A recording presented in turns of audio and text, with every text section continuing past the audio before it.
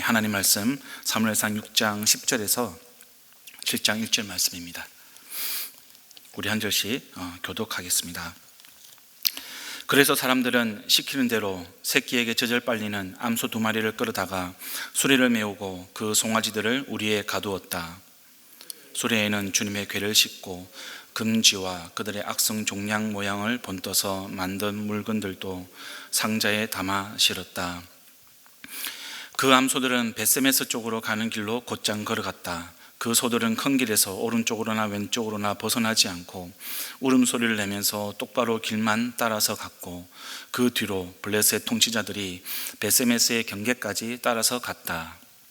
그때의 벳세메스 사람들은 들에서 밀을 베고 있다가 고개를 들어 궤를 보고는 기뻐하였다.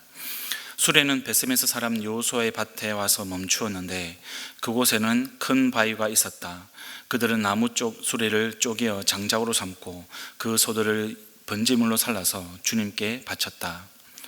레위 사람들이 수레에서 주님의 궤와 그 곁에 있는 금으로 만든 물건들이 든 상자를 데려다가 그 큰 바위 위에 올려놓았다. 그날 벳세메스 사람들은 주님께 번제물을 바치고 다른 제물도 바쳤다. 블레셋의 다른 5 통치자들도 이것을 다 보고 나서 그날로 에글론으로 돌아갔다. 블레셋 사람들이 주님께 속건 제물로 바친 악성 종량 모양의 금덩어리들은 아스돗 몫으로 하나, 가사 몫으로 하나, 아스글론 몫으로 하나, 가드 몫으로 하나, 에그론 몫으로 하나였다. 금쥐도 바쳤는데 그 수는 요새화된 성읍과 성곽이 없는 마을 곧 5 통치자가 다스리던 블레셋의 모든 성읍의 수와 같았다. 사람들이 주님의 궤를 올려놓았던 그 큰 바위 곧 벳세메스 사람 여호수아의 밭에 있던 그 큰 바위는 오늘까지도 거기에 그대로 있다. 그때의 벳세메스 사람들이 주님의 궤의 속을 들여다보았기 때문에 주님께서는 그 백성 가운데서 57,000명이나 쳐서 죽이셨다. 주님께서 그 백성을 그렇게 크게 치셨기 때문에 그들은 슬피 울었다. 벳세메스 사람들이 말하였다. 이렇게 거룩하신 주 하나님을 누가 감히 모실 수 있겠는가? 이 궤를 어디로 보내어 우리에게서 떠나가게 할까? 그들은 기럇 여야림 주민들에게 전령들을 보내어 블레셋 사람들이 주님의 궤를 돌려보냈으니 내려와서 가지고 가라고 하였다. 함께 있습니다. 기럇 여야림 사람들이 와서 주님의 궤를 옮겨 언덕 위에 있는 아비나답의 집에 들여놓고 그의 아들 엘리야사를 거룩히 구별해 세워서 주님의 궤를 지키게 하였다. 아멘.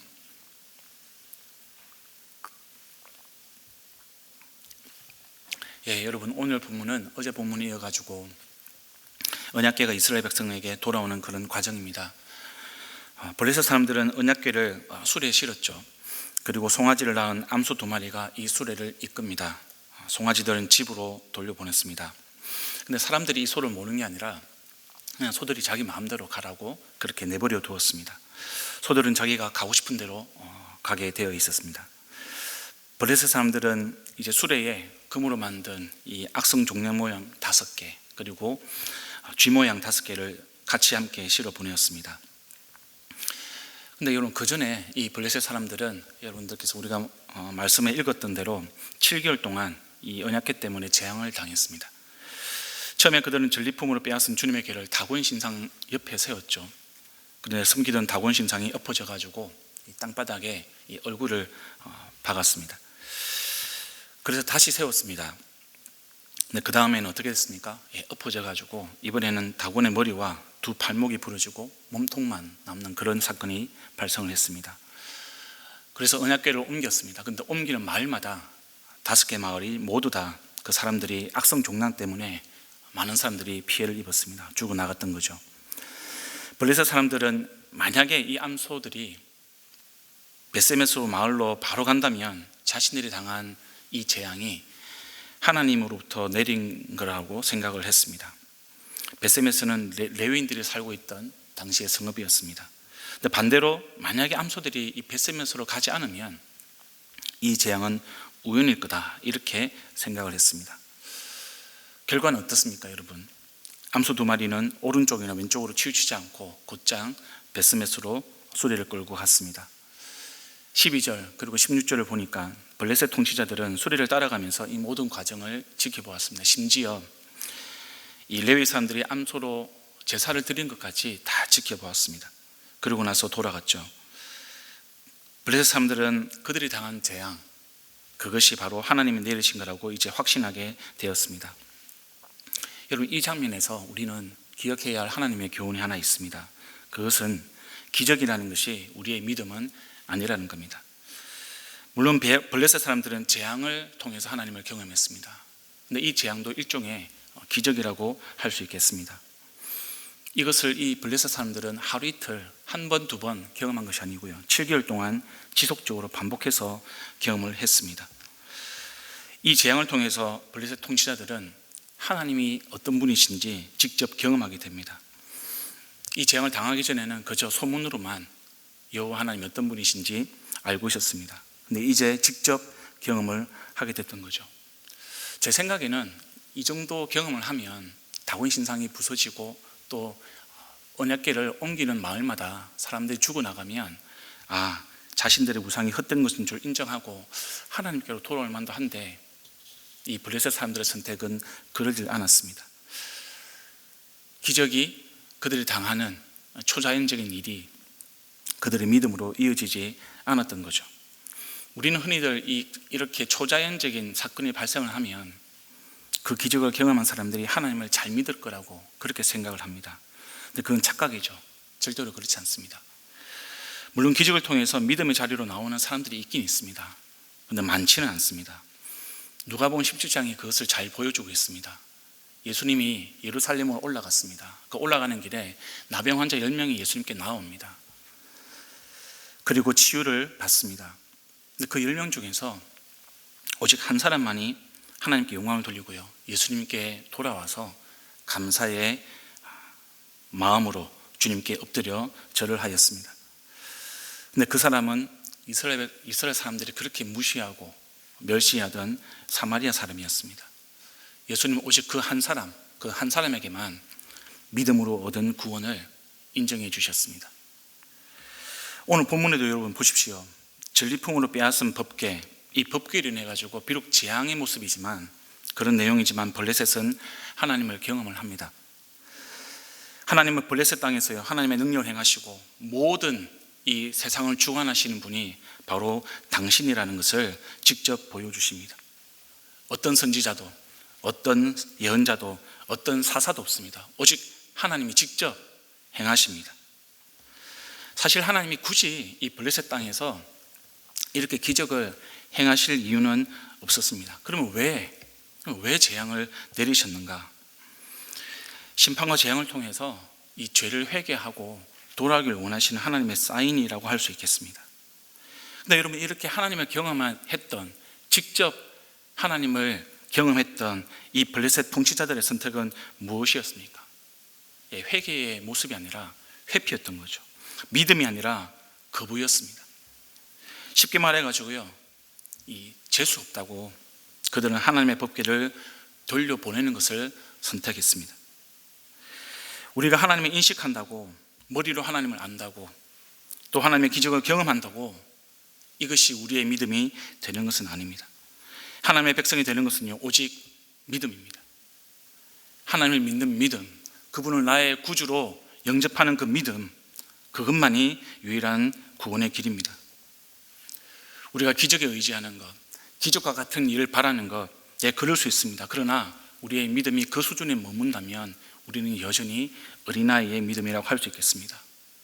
무슨 일이 있어도, 어떤 상황에서도 우리가 모든 만물을 주관하시고 우리의 인생을 주관하시는 분이 하나님이라는 사실, 그 하나님을 의지하는 굳건하게 믿는 그 믿음으로 우리가 하루하루를 살아갈 수 있기를 간절히 축원드립니다.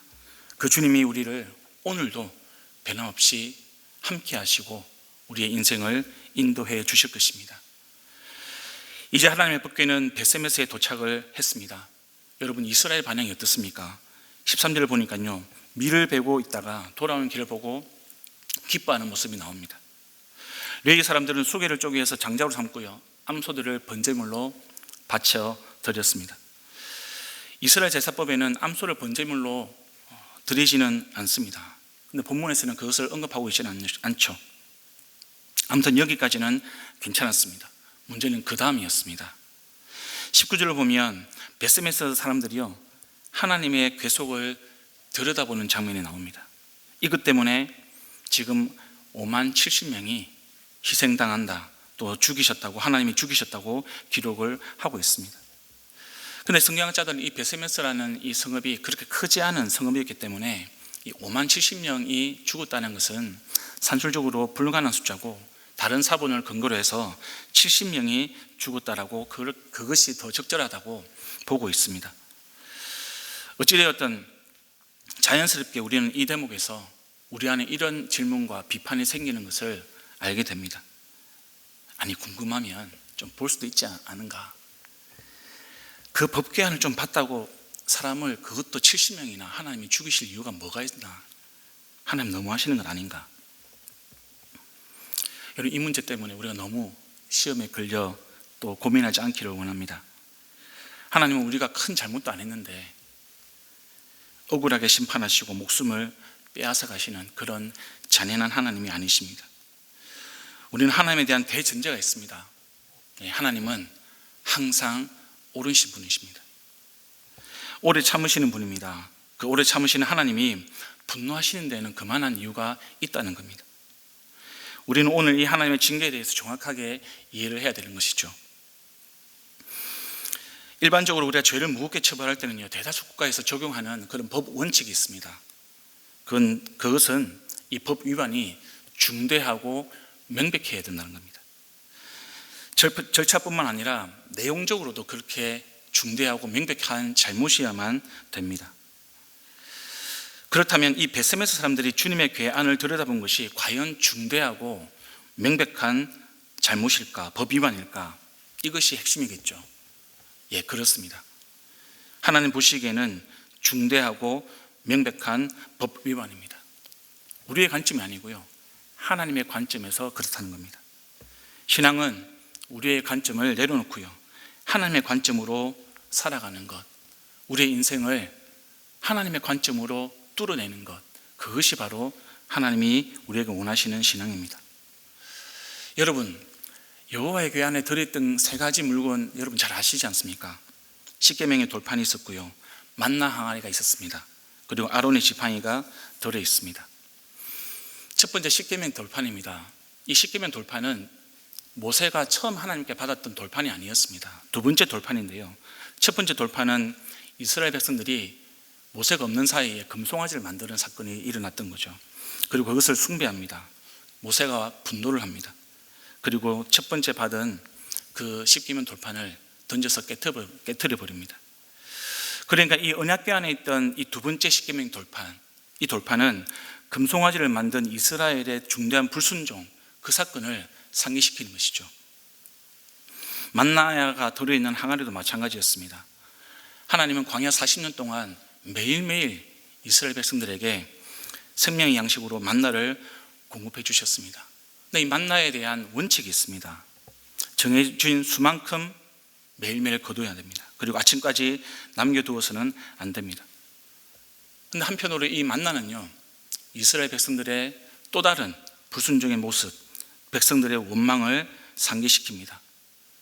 아침까지는 남겨두면 안 되는데요, 그것을 믿지 못하고 하나님을 신뢰하지 못하고 아침까지 남겨두면 벌레가 생기고 냄새가 나서 못 먹었습니다. 그리고 또 어떻습니까 여러분? 시간이 지납니다. 이스라엘 백성들이 만나가 질린다고, 싫다고 또 불평을 합니다. 심지어는 너무 싫다고 울었다라는 기록이 성경에 있습니다. 이렇게 만나는요, 인간의 끊임없는 욕심, 욕망, 불순종, 원망, 불평, 이런 것들을 상기시키고 있다고 할 수 있겠습니다. 아론의 지팡이는 또 어떻습니까? 아론의 지팡이는요, 이 모세와 아론의 영적인 권위에 도전했던 고랏 자손의 반역을 떠올리게 합니다. 그것과 연결되어 있는 것이죠. 하나님께서는 이 반역을 심판하시고 아론의 제사장직을 확립하는 그 사건으로 아론의 지팡이를 이 언약궤에 담게 하셨습니다. 결론적으로 이 언약궤 안에 있던 세 가지 물건, 이 모든 물건들은 이스라엘 백성들이 하나님의 은혜를 잊어버리고 불순종했던, 그리고 하나님을 원망했던 그런 사건들과 연결되어 있는 것이죠. 철저하게 하나님께서 순종을 원하시는 그 마음을 언약궤에 담아 놓으셨던 겁니다. 그래서 하나님은 이 이스라엘 백성들이 불순종의 역사를 반복하지 않도록 제사장들의 언약궤를 운반하도록 그렇게 만드셨습니다. 그리고 아무도 만질 수 없는, 이 언약궤를 만질 수 없는 그런 규칙을 만들어 엄격하게 관리를 했습니다. 그래서 여러분, 오늘 이 본문 사건은요, 하나님이 어제 율법을 만들어 놓고 오늘 그 율법을 안 지킨다고 이렇게 벌하는, 징계하는 그런 범주에 있는 사건이 아닙니다. 언약궤에 관한 이 율법은요, 모세 이후에 사사시대까지 오면서 300년이 넘는 시간 동안 계속 존재했고 강조되었던 내용입니다. 문제는 하나님이 아니라 가나안 땅에 들어온 이스라엘 백성들이 이방 민족의 영향을 자꾸 받고 사사시대를 지나면서 율법을 무시하고 자기 소견 옳은 대로 행하였던 그 이스라엘 백성들이 문제였던 것이죠. 바꾸고 말하면 하나님은 300년이라는 기나긴 시간 동안 오래 참고 인내하고 계셨던 겁니다. 이런 상황에서 지금 베세메스 사람들의 이 불순종의 사건이 벌어졌던 겁니다. 이 베세메스 사람들이 여호와의 궤안을 들여다본 것은 결국 이스라엘 백성들이 하나님을 다시 무시한 거죠. 다시 불순종한 것입니다. 이렇게 불순종한 이스라엘 백성들에 대해서 이 모세도 이렇게 표현을 하고 있습니다. 출애굽기 32장 25절인데요. 모세는 백성이 제멋대로 날뛰는 것을 보았다. 아론이 그들을 제멋대로 날뛰게 하여 적들의 조롱거리가 되게 한 것이다. 개역개정에는 방자하다, 이렇게 해석을 하고 있습니다. 오늘 본문도 마찬가지입니다, 여러분. 베세메스 사람들이 죽은 이유도 이와 비슷한 거죠. 하나님 보시기에 이 백성이 제멋대로 날뛰는 것으로 보였던 겁니다. 방자하게 보였던 겁니다. 그래서 하나님께서 오래 참으시다가 징계하셨던 거죠. 율법을 무시하고 제멋대로 날뛰고 그것이 하나님의 분노를 촉발했던 겁니다. 여러분, 이렇게 하나님의 징벌이 내렸습니다. 그러면 이스라엘 사람들의 반응이 어때야 될까요? 지금 하나님의 징벌을 받은 이스라엘의 반응은 실망스럽게도 이스라엘 백성들의 그 태도가 블레셋 사람들과 크게 다르지 않다는 것을 우리가 알 수 있습니다. 20절을 보면 이스라엘 백성들이 이렇게 말합니다. 아니, 이렇게 거룩하신 주 하나님을 누가 감히 모실 수 있겠는가? 이 길을 어디로 보내어 우리를 떠나게 할까? 이렇게 말하고 있습니다. 그리고 기럇 여아림 주민들에게 이 여호와의 궤를 가지고 가라고, 우리는 감당을 못하겠으니 이 여호와의 궤를 당신들이 가져가라고 그렇게 이야기를 합니다. 베세메스의 사람들은 지금 하나님의 궤를 떠넘기고 있는 것처럼 보입니다. 회피하는 것처럼 보입니다. 자, 여러분, 지금 징계를 당한 베세메스 사람들이요, 이렇게 떠넘길 일입니까? 여호와의 궤를 이렇게 회피할 일입니까? 회피가 아니라 회개해야 될 일이죠. 성도 여러분, 여호와의 궤는 원래 지성소 안에 있던 겁니다. 이 여호와의 궤는 이스라엘 백성들의 중심이었습니다. 하나님과의 만남의 장소였습니다. 하나님이 이 언약궤를 통해서 지성소에서 임재하셨고 자신의 뜻을 들어 보여주셨습니다. 그런 하나님의 임재, 그런 하나님의 함께하심, 그런 하나님의 메시지가 담겨있는 이 언약궤를 지금 베세메스 사람들은 내가 감당할 수 없으니까 가져가라고 이렇게 지금 이야기하고 있는 겁니다. 그럴 것이 아니라 이 베세메스 사람들이 보여야 할 태도는 회개하고 돌아오고 이스라엘 지파들과 힘을 합해서 훼손된 성막을 다시 짓고 지성소를 다시 짓고 하나님과의 관계를 회복하는 일에 힘쓰는 것, 그것이 정말 중요했던, 하나님이 원하셨던 모습이었던 거죠. 사랑하는 성도 여러분, 하나님이 우리를 벌하실 수 있습니다. 하나님 우리를 징계하실 수 있습니다.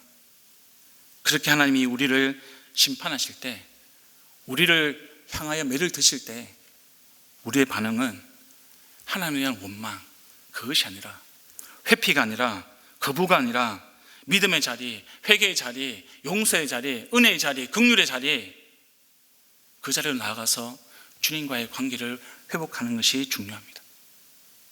그것이 하나님께서 우리에게 원하시는 모습입니다. 그리고 하나님, 우리에게 주신 그 언약궤를 정말 소중하게 생각하는 마음, 그것이 우리에게 있어야 되는 것이죠. 오늘날 우리에게 언약궤가 무엇이겠습니까? 바로 예수 그리스도의 구원, 그분의 말씀, 그분의 생명, 그리고 우리와 항상 함께 하신다고 말씀하시는 그 임마누엘의 하나님, 그것이 바로 우리에게 주신 하나님의 언약궤라는 사실을 기억하시길 바랍니다. 예수 그리스도, 그분의 말씀, 그것을 정말 우리 마음의 중심에 두고, 우리 삶의 중심에 두고, 그것을 우리 곁에 두고 항상 그분을 따라가는 마음, 그분과 동행하는 그 삶의 모습으로 오늘 하루도 저와 여러분이 신실한 믿음으로 살아갈 수 있기를 우리 주님의 이름으로 축원드립니다. 이 시간 우리 말씀을 기억하면서 함께 기도하시겠습니다. 우리 교회 공동체를 위해서 함께 기도하시겠습니다. 하나님, 우리 공동체가 하나님의 그 언약궤, 말씀, 하나님의 함께 하심, 예배, 그것을 정말 소중하게 생각할 수 있도록 하나님 도와주시옵소서. 하나님께서 우리를 사랑하셔서 우리에게 회초를 드실 때에 우리가 회개의 자리로 나아가게 하시고, 회피가 아니라 거부가 아니라 하나님을 신실하게 믿는 그 믿음으로 주님 앞에 나아가서 주님과의 관계를 회복할 수 있는 하나님의 백성, 그런 공동체 될 수 있도록 도와주시옵소서. 함께 기도하기를 원합니다. 그리고 작은 목자 훈련이 시작됩니다.